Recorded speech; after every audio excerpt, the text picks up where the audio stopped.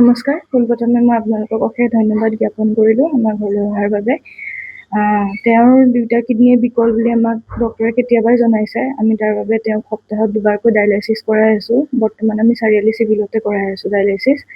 কিন্তু অতি শীঘ্ৰে তেওঁ কিডনী ট্ৰান্সপ্লান্ট কৰাবলৈ কৈছে আমাক। তাৰ বাবে কিডনীৰ আমি যিখিনি পৰীক্ষা নিৰীক্ষা কৰাবলৈ সেইখিনি কৰাই আছোঁ।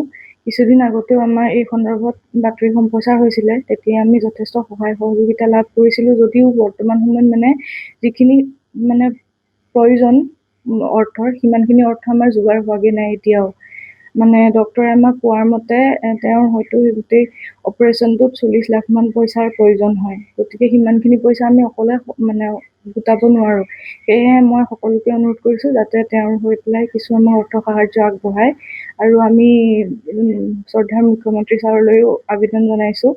আৰু আমাৰ বিধায়ক শ্ৰী পল্লৱ লোচন দাসে আমাক যথেষ্ট সহায় সহযোগ আগবঢ়াই আছে। আমি আশাবাদী আমি যাতে চৰকাৰীভাৱে কিবা সাহাৰ্য লাভ কৰিম।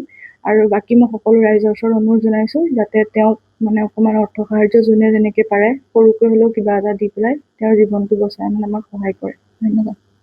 কিডনীটো দিয়াৰ ব্যৱস্থা কৰা হৈছে, ট্ৰান্সপ্লান্ট কৰা হয়, আমি কিডনী দিয়াৰ বাবে চিন্তা কৰি আছোঁ। যিহেতু সকলোৱে জানে যে কিডনী ঘৰৰ পৰিয়ালৰ হ'লে ভাল হয়।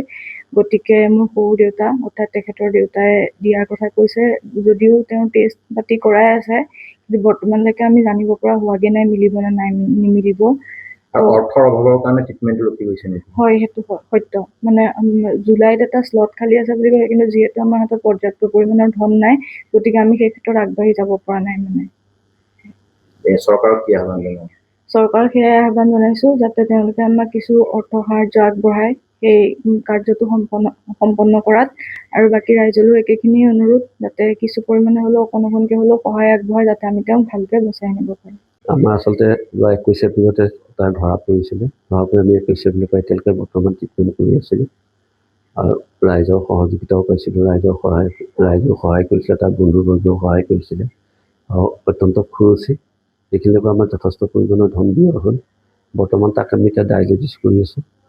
কেতিয়া কৰে ডায়েলাইচিছ প্ৰতি মঙলবাৰ আৰু শুক্ৰবাৰে সপ্তাহত 2টাকৈ ডায়েলাইচিছ কৰিব লাগে। কিন্তু ডক্টৰৰ পৰামৰ্শ দিছে যে চিকিৎসকে তেখেতসকলে যে ইমিডিয়েট তাক কিডনীটো ট্ৰান্সপ্লান্ট কৰাৰ কথা কৈছিলে। গতিকে কিডনী ট্ৰান্সপ্লান্ট কৰিবৰ কাৰণে আমি ডনাৰ বিচাৰিছোঁ। ডনাৰ বিচাৰিবলৈ আমাৰ ইমানখিনি অৰ্থনৈতিক সামৰ্থ্য নাই।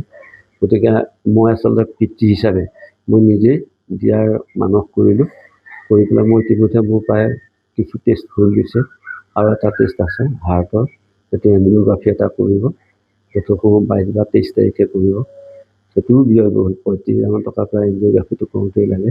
যদি সেইটো মোৰ ঠিকে থাকে তেতিয়াহ'লে মোক তেওঁলোকৰ পৰা চাৰ্টিফাইড কৰিবলৈ মই দিব পাৰিম বুলি। আৰু দ্বিতীয়তে আমাৰ জুলাই এটা শ্লট খালী হৈছে।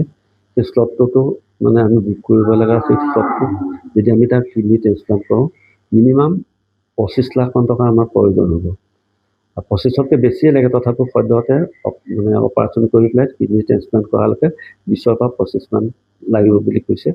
গতিকে সেই পইচাখিনি আমাৰ এতিয়া অপৰ্যাপ্ত নোহোৱাৰ কাৰণে আমি জুলাই শ্লটটো ল'ব পৰা নাই।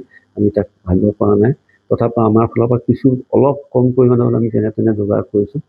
গতিকে যদি ৰাইজেও সহায় সহযোগিতা অকণমান হ'লেও আগবঢ়ায় তাক যদি মই তেতিয়া সেই শ্লটটোত বুক কৰাব পাৰিম। আৰু চৰকাৰলৈও আহ্বান জনাইছোঁ, চৰকাৰেও যদি আমাক কিছু সহায় কৰে, সকলোৱে মিলি পেলাই যাতে আমাৰ ল'ৰাটো পুনৰ উজ্জীৱিত কৰিব পাৰোঁ। আগৰ অনুজ কুমাৰ দাস হিচাপে তাক যদি মই নিজৰ পুত্ৰ হিচাপে পাওঁ। বিয়া পতাও বেছি দিন হোৱাতকৈ 2 বছৰ হৈছিলে মাত্ৰ।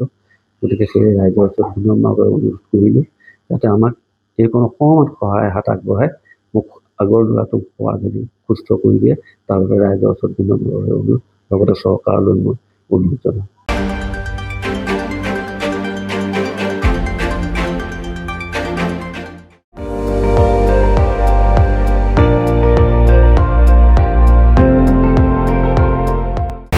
আপুনি চাই আছে ND24, সৰ্বশ্ৰেষ্ঠ নহয় সৰ্বোত্তমৰ দৌৰত।